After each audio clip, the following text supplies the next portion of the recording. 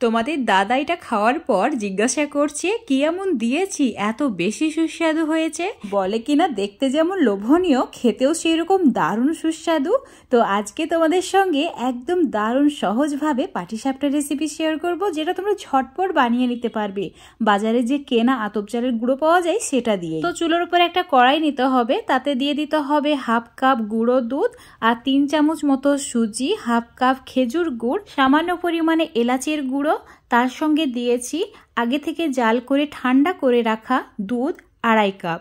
এখন সমস্ত কিছু ভালো করে মিশিয়ে নিতে হবে। চুলোটা অন করে একদম কন্টিনিউ নাড়াচাড়া করতে হবে। ঠিক একটু সময় পর এরকম ঘন হয়ে যাবে।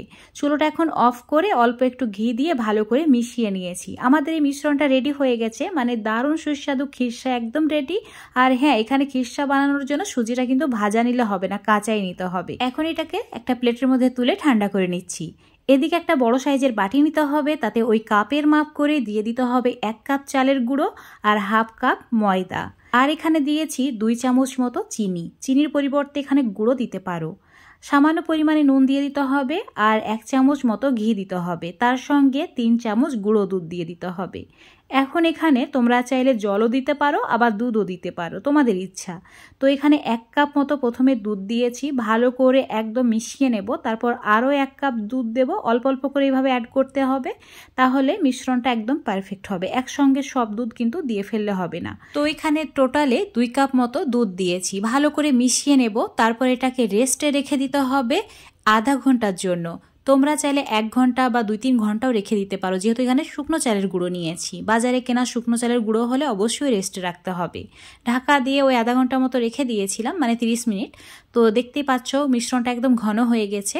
তো ভালো করে একবার মিশিয়ে নিয়ে এতে সামান্য পরিমাণে জল দিয়ে দেব। ওই হাফ কাপের চেয়ে একটু কম জল দিয়েছি। জলের পরিমাণটা নিজেদের মানে দেখে বুঝে নিতে হবে যে কতটুকু লাগবে। তো ঠিক এইরকম ঘন আর এইরকম একটা মিশ্রণ বানিয়ে নিতে হবে। খুব বেশি ঘন নয়, আবার খুব বেশি পাতলা নয়, ঠিক এইরকম। এখন 2 থেকে 3 হাতা মতো মিশ্রণ একটা কাপের মধ্যে নিয়ে নিচ্ছি। তাতে আমি অল্প একটু ফুড কালার দিয়ে দেব। তোমরা চাইলে কালারিং পাটিসাপটা নাও বানাতে পারো, নর্মাল যে পাটিসাপটা হয় সেটাও বানাতে পারো। তাতে কোনো ফুড কালার ব্যবহার করতে হবে না, এই মিশ্রণটা বানিয়ে নিলেই যথেষ্ট। এখন এই মিশ্রণটা একটা বোতলের মধ্যে নিয়ে নিতে হবে। আর ঠিক এই সসের যে বোতলগুলো হয় তাতে আমি ভরে নিয়েছি। তোমরা চাইলে 10 টাকার যে জলের বোতল হয় সেটাতেও ভরে নিতে পারো। আর বোতলের চিপিটাকে একটু ফুটো করে দিলে ঠিক এরকম করে ডট পড়বে। তো আমি একটা কড়াইকে হালকা আঁচে রেখেছি, তাতে সামান্য পরিমাণে তেল ব্রাশ করে নিয়ে প্রথমে হলুদ মিশ্রণটা ঠিক এইভাবে দিয়ে দিতে হবে। তারপর সাদা মিশ্রণটা 1.5 হাতা মতো এভাবে দিয়ে কড়াইটাকে ঘুরিয়ে নিতে হবে। কড়াই বা ফ্রাইং প্যানে এটা বানানোর চেষ্টা করবে, তাহলে দেখবে ইজিলি এভাবে ঘুরিয়ে নিতে পারছো। আর মিশ্রণটা যদি পারফেক্ট ঘনত্বের হয় এটা ইজিলি কিন্তু চারিদিকে ছড়িয়েও যাবে। ওপরটা একটু হয়ে আসলে খিরসা যেটা বানিয়ে রেখেছিলাম এভাবে লম্বা করে এর মধ্যে অ্যাড করে দিতে হবে। তারপর এইভাবে ঠিক ফোল্ড করে নিতে হবে। এটা ইজি, মানে বানানো এতটাই সহজ যে তোমরা দেখলেই পেরে যাবে। আর এত সুন্দর হয় দেখতে যে দেখবে সেই সবগুলো খেয়ে ফেলবে, লোভ সামলাতেই পারবে না। তো একদম ভালোভাবে এটা রেডি হয়ে গেছে, দেখো।